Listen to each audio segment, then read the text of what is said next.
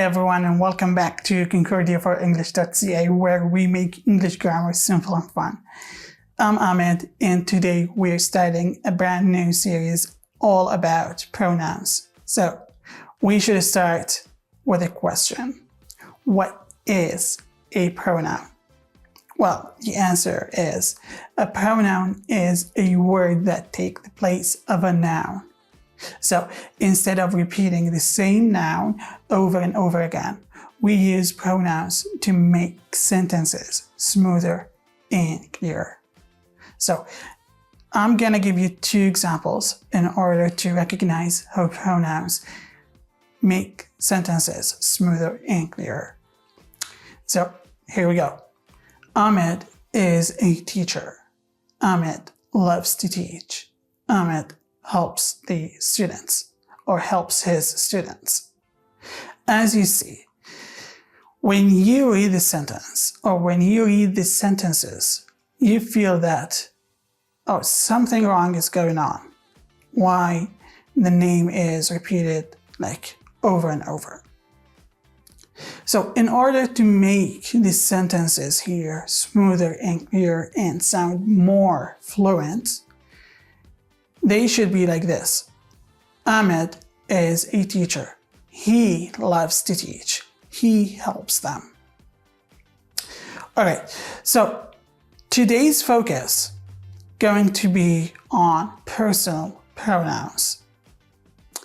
And personal pronouns, these pronouns work in order to replace specific names of people or things. So these are the most common ones we use every day. There are two types of personal pronouns. The first type is subject pronouns. So subject pronouns do the action in a sentence. Subject pronouns are I, you, he, she, it, we, and they. And here are two examples for you. She plays the piano. They are watching a movie. And as you see, the first two pronouns at the beginning of the two sentences here are the personal pronouns and more specific subject pronouns.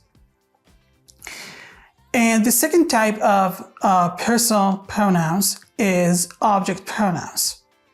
And object pronouns usually receive the action in a sentence. So the object pronouns are me, you, him, her, it, us, and them. And here are two examples for you. John called me. We invited them. So in the first example, John called me. As you see, there is a pronoun after the verb called, and this is a personal pronoun and more specific object pronoun. In the second sentence also, there is a pronoun after the verb invited, and this is also personal pronoun and more specific an object pronoun.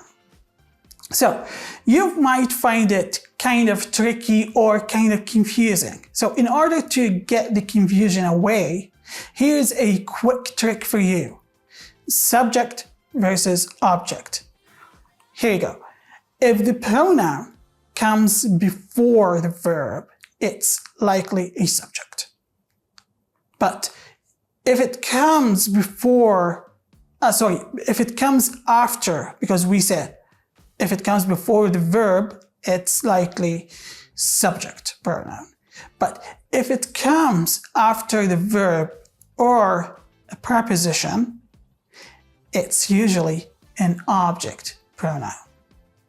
All right, got it? Always keep those two notes in your mind.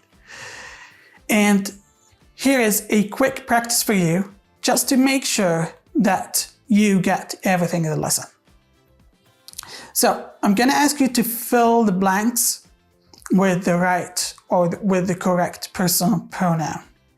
And before answering these two blanks here, think about where the location of the blank. Is the blank at the beginning of the sentence, or is the blank after the verb? So here's the first one for you. My brother is nice. Blank helps me a lot. Second one, can you give this to blank? Okay, take some seconds and think about it.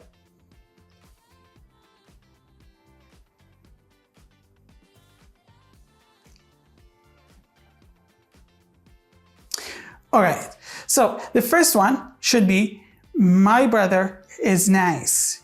He helps me a lot. And the second one, can you give this to me? All right, so if you get the two answers correct, good. That means your knowledge, perfect.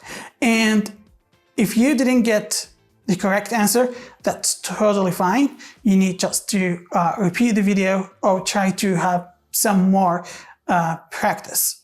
All right, so this is today's lesson all about personal pronouns, and there are gonna be many videos about the other types of pronouns.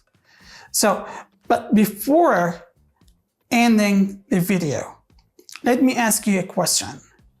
Why are personal pronouns important? Well, the answer is simple. They help you speak naturally. Instead of repeating names, you use pronouns to make your English sound fluent and more like a native speaker.